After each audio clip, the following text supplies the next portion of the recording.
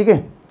अब नेक्स्ट में क्या है, find the unit vector perpendicular to each vector, यानी कि आपको a प्लस बी और a माइनस बी से इन दोनों से परपेंडिकुलर वेक्टर चाहिए। क्या चाहिए? Perpendicular vector. अब जब भी कभी बोले ना कि इन दो वेक्टर से परपेंडिकुलर, जैसे इसको अब ऐसे समझो, शुरुआत कहां से हुई थी, जब एक वेक्टर a था और एक b वेक्टर था, तो मैंने क्या बोला था, आप जब दो वेक्टर का क्रॉस प्रोडक्ट करते हो, यानी कि a और b का जब क्रॉस प्रोडक्ट करते हो तो आपको परपेंडिकुलर वेक्टर ही मिलता है जब क्रॉस प्रोडक्ट करते हो। तो इसका मतलब ये हुआ कि अगर मैं a प्लस बी को c मान लूं, क्या मान लूं? c मान लूं, इसका मतलब ये a प्लस बी को हमने c मान लिया और d मान लिया a माइनस बी को।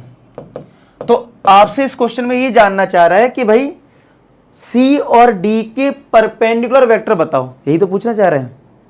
अगर मैं थोड़ी देर के लिए a प्लस बी को c मान लूं और a माइनस बी को d मान लूं, तो ये क्या जानना चाह रहा है क्वेश्चन में? ये जानना चाह रहा है कि अब c और d से परपेंडिकुलर यूनिट वेक्टर बताओ।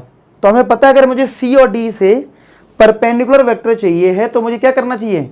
मुझे क्रॉस प्रोडक्ट करना चाहिए। क्या करना चाहिए? क्रॉस प्रोडक्ट, यानी कि c का प्रोडक्ट कर देना चाहिए d के साथ, क्रॉस प्रोडक्ट करना चाहिए। अब आपको पता है जब आप प्रोडक्ट करोगे क्रॉस प्रोडक्ट तो आपको एक वेक्टर मिलेगा, लेकिन इसमें तो पूछा यूनिट वेक्टर। तो यूनिट वेक्टर में क्या होता है, देखो वैसे तो मैं फॉर्मूला लिखवा सकता हूं, लेकिन मैं आपको लॉजिक से बता रहा हूं जिससे आप लॉन्ग टर्म तक याद रखो। क्या कि अगर कभी बोले कि इन दो वेक्टर से परपेंडिकुलर वेक्टर बताओ, तो समझ जाना कि अच्छा दो वेक्टर से परपेंडिकुलर वेक्टर पूछ रहा है, क्रॉस करना होगा। लेकिन अगर यूनिट वेक्टर पूछ रहा है तो यूनिट वेक्टर में क्या होता है, जो भी ये वेक्टर है उससे उसके मैग्नीट्यूड से हमें डिवाइड भी करना होगा, है कि नहीं। और जैसे मान लो ये प्लेन है तो हमारा परपेंडिकुलर वेक्टर इस डायरेक्शन में भी हो सकता है और नीचे साइड भी हो सकता है। तो प्लस माइनस ले लो, प्लस माइनस क्या रिप्रेजेंट कर रहा है, ऊपर साइड हो सकता है या नीचे साइड हो सकता है, दोनों वेक्टर आ जाएंगे। हमेशा याद रखो कभी भी एक प्लेन से हमें दो वेक्टर मिल सकते हैं परपेंडिकुलर। जैसे ये प्लेन है मान लो, तो एक वेक्टर इधर हो सकता है और एक वेक्टर इसके पीछे हो सकता है, इसलिए तो फाइनली ये फॉर्मूला बन जाता है। क्या बन जाता है? ये हमारा एक फॉर्मूला बन गया कि भाई अगर दो वेक्टर हैं c और d, जिससे परपेंडिकुलर वेक्टर अगर आपको निकालना है तो c क्रॉस d अपॉन उसका मैग्नीट्यूड और प्लस माइनस। तो चलो c और d निकाल लेते हैं और आंसर आ जाएगा।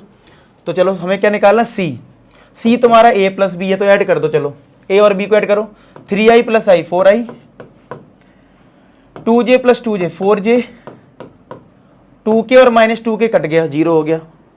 ठीक है, अब इधर आ जाओ, अब इसमें करना पड़ेगा क्योंकि माइनस है, तो 3i प्लस का 2j प्लस का 2k, अब माइनस बी इसमें माइनस लगा दो, तो माइनस का i कैप माइनस का 2j कैप प्लस का 2k कैप हो जाएगा। जो प्लस था वो माइनस हो गया और माइनस वाला प्लस। कुछ कट रहा है क्या? 2j कट गया, तो क्या आ गया ये सॉल्व करके, 3i कैप और 3i cap minus i cap 2i cap और 2k cap plus 2k cap, यानी कि 4k कैप। ठीक है, तो ये आ गया फाइनली।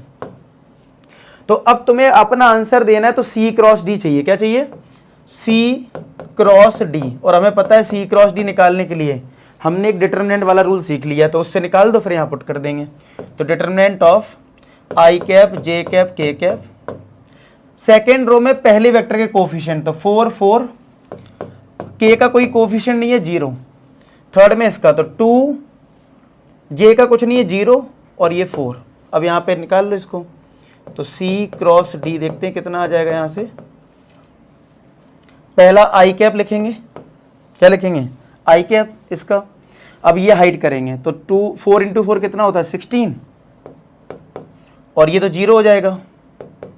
फिर माइनस j कैप, फिर इसको और इसको हाइड करोगे तो ये भी 16 ही आएगा, फिर माइनस 0, फिर k कैप, तो ये हाइड करेंगे तो 0 माइनस का 8, तो फाइनली ये कितना आ रहा है 16i cap minus 16j cap minus का 8k कैप।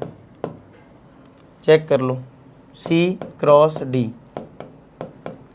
अब इसका मैग्नीट्यूड की भी जो हमें जरूरत है, तो c क्रॉस d का मैग्नीट्यूड भी निकाल लेते हैं। तो कितना आ जाएगा 16 का स्क्वायर प्लस माइनस 16 का स्क्वायर प्लस माइनस 8 का स्क्वायर। तो मैं कैलकुलेशन यहाँ कर लेता हूँ।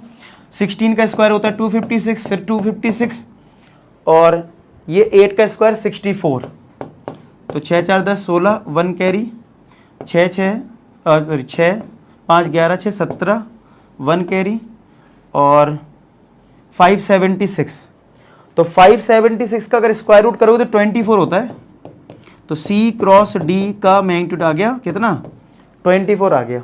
अब सारी वैल्यूज पुट कर दो, तो चलो प्लस माइनस, अब हमारा ये क्या है 16 I cap minus 16 J cap minus 8 K cap upon इसका मैग्नीट्यूड आया 24, तो प्लस माइनस सेपरेट डिवाइड कर दो 16 अपॉन 24 से, 16 अपॉन 24 माइनस का 8 अपॉन 24 K कैप, तो प्लस माइनस 16, ये किससे कट रहा है 8 से कट रहा है, तो 2/3 आ जाएगा, माइनस का 2/3 J cap minus 1/3 K cap, तो ये हमारा आंसर आ जाएगा। ठीक है, यही आ गया। क्लियर है? तो इस तरीके से हम करते हैं, तो बस याद रखना है क्रॉस करना और उसके मैग्नीट्यूड से डिवाइड करना है।